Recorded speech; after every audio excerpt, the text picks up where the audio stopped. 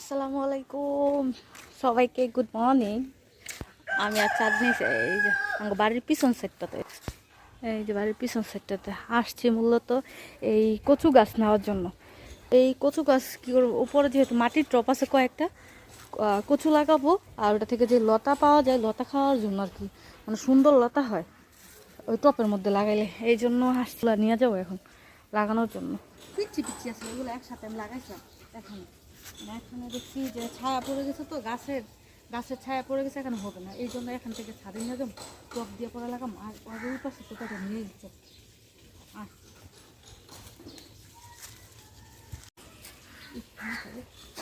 এটা টপের মধ্যে লাগাম।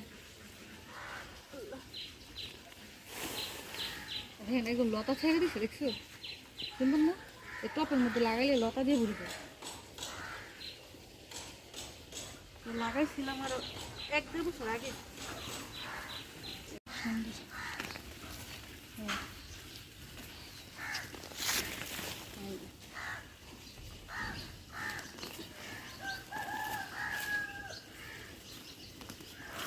চল লাগাই এই যে এতগুলো মিশিয়ে এখন টপে লাগানো চলে।